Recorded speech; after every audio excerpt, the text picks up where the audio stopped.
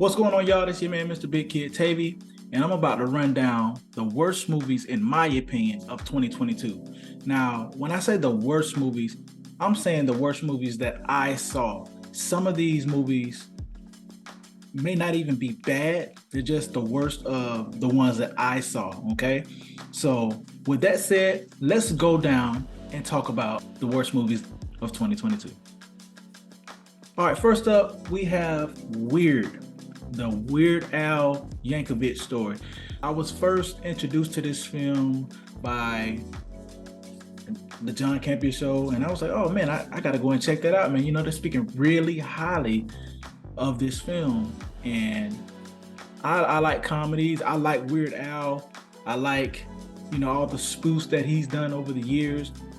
The Fat, Michael Jackson spiff, My Bologna. I was introduced to that through the movie, but overall, I didn't laugh. It didn't do it for me. It was supposed to be a comedy. It was supposed to be an all over spoof of his life. It didn't do it for me. There wasn't anything that made me get excited.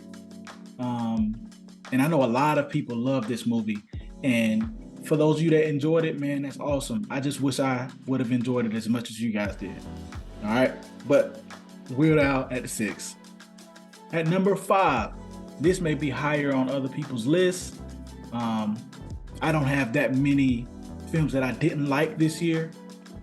But number 5, Morbius. Morbius is a Spider-Man villain that a lot of people are wondering, like, well, how can you have a Morbius movie without Spider-Man? And the same went for Venom. How can you have a Venom movie without Spider-Man?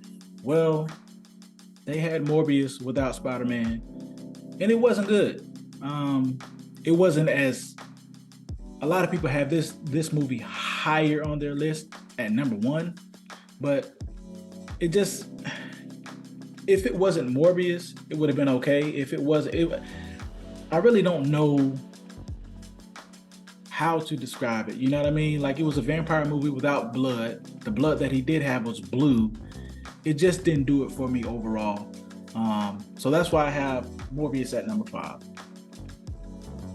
My number 4 worst movie of 2022, Disney's Pinocchio. Man, I was really looking forward to this, and some of you guys that have been on my channel for the longest, you guys will remember that I did a reaction to the actual trailer of the film, and I was really looking forward to it. It looked like just a real life or adaptation of the original Pinocchio film from the 40s. And I was thinking, man, this is going to be good. This is going to be a nice reboot or adaptation for the current day. And it just wasn't good, man. I feel that the acting was stale. The storyline really didn't. It was all over the place. Even with the beats that were to come, they still felt disingenuous or disconnected to what it was trying to be. I didn't have a good time. I actually fell asleep during it once or twice. I fell asleep, but yeah, it just didn't do it for me. All right. And number 3, I have Nope. Now, a lot of you may be surprised. Well, why do you have Nope at number 3? You gave a review on it. Well, Nope is one of those films that when I let it marinate, it really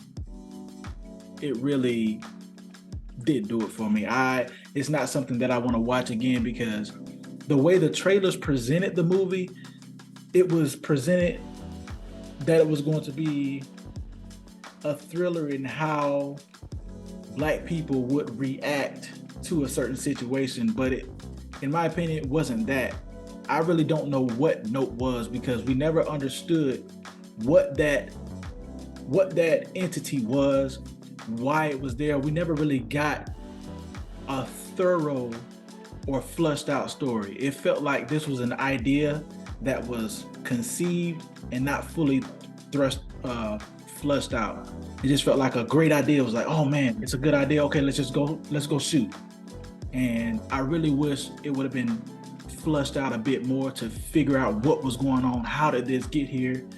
And I wish it would have gave more. All right. At number two, this may or may not be divisive, but I have Thor: Love and Thunder at my number two.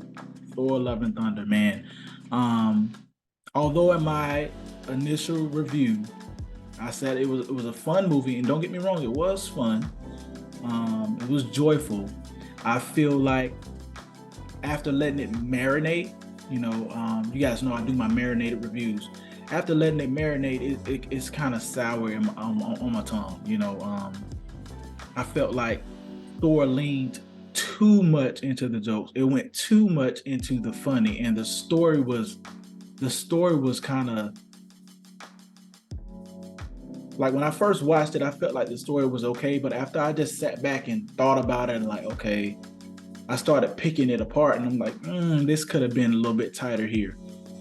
Now, don't get me wrong. I'm not saying that I could have done a better job. I'm not a writer or screenplay, but I just felt like it could have been tuned up a little bit more.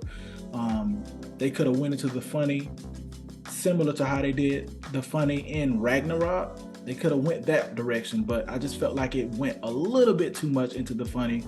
I felt like Gore the God Butcher, his story arc, like I said in my review, I understood why he was doing what he was doing, but I wish they would have shown more of his butchering. They call him Gore the God Butcher, but we only saw him kill his god, and that was it. And then he was on Earth in New Asgard, and then he took some kids. There was no like, oh man, we need to fear him. We need to figure out what's going on. There was none of that. So that's why I have Thor: Love and Thunder at number two. Number one, for those of you that saw my review for this film, this shouldn't be a shocker to you. Me and Kumi watched this, and those of you know Kumi, one of my good friends. I have number one, Doctor Strange in the Multiverse of Madness. Man, this movie was a complete letdown. I mean, this movie was a complete and utter letdown. Let me say this. There were some cool aspects about the film, but it just felt so disconnected from the development that we had with Doctor Strange in his first movie, in Infinity War, and in Endgame. It felt so disjointed from that character that we knew. And I feel that way is because there was a change of guard in director and writer.